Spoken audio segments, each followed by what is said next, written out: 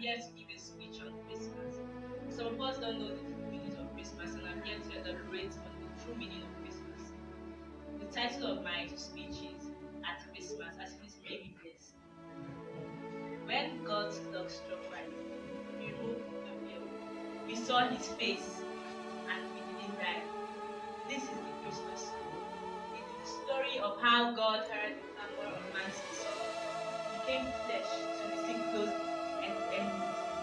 Christmas is the story of the birth of He who gave us creation, the story of the birth of Christ first, the conception of the death of God's Son, and the beginning of the journey of Calvary. Christmas is the story of God's compassion, the story of how Christ changed history. For this to happen, a creator asked a giver from his own creation. 4 words from her whom he had chosen at the dawn of time to be the door, his entrance into the womb of humanity. May it be done, she said, accepting to give the world skin bone, thereby inaugurating the fullness of God's revelation and launching the incarnation celebration. This right here is the Christmas story. That the breath that built the nest was hard to believe. That man's maker was made man. That bread hungered, the fountain thirst, the light slept, the might felt pain, strength grew weak.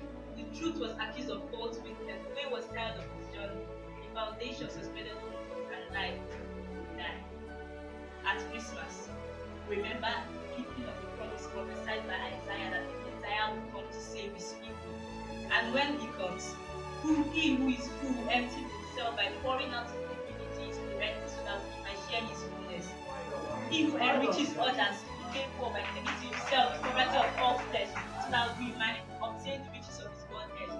He who is all powerful suffered that we might never suffer again. And he who cannot die died that we might never die again. At Christmas, remember the faith of a young girl, a virgin who believed everything that was said to her, a faith whose outcome had lived the lifespan of history. How she became the ark of the new covenant, the first tabernacle that held possession. At Christmas, remember this favor, a creation, this of creation, where she said yes. A yes which conquered the no He said at Eden. A yes which became the bridge between old and new, between loss and gain, between destruction and restoration, between condemnation and redemption. A yes which became the sword that pierced our hearts.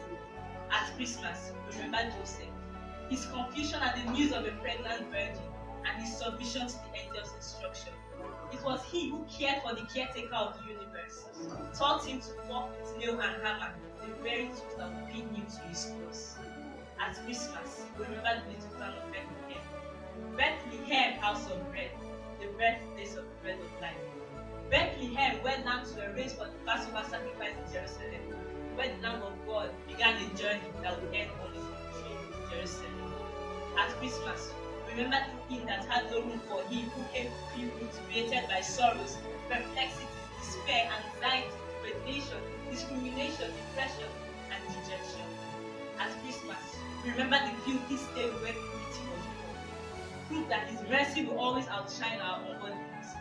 His grace greatest when we are down and wasted. His love strongest when we do not deserve it. At Christmas, we remember the songs of the angels, the wonder of the shepherd, the gifts of the saints, and the envy of Herod. The innocents whose blood were poured away like sacrificial lambs for the sake of God's land. At Christmas, we remember Nazareth, the mustard seed, a place of no importance, where nothing good happened, was chosen to be the residence of goodness. Nazareth, where divinity lived humanity, suffered hunger, looked forward to the next meal, fixed roofs, mended roof, and even ran errands for his own creatures. At Christmas, remember those who long for him but didn't recognize him when he came among them. For how could they accept a savior who couldn't save himself? A Messiah who was captured and tortured, the Almighty who preferred anonymity, trading his royalty for the sake of poverty. At Christmas, remember the star. Prove a reminder that we cannot find it in our own. The star must help us. So look up, follow it, and when Herod calls and the night becomes too dark, and you no longer see the star, don't stop seeking. Keep looking, it will come, and you will definitely find it, but not where you expect it, but in the strangest of places.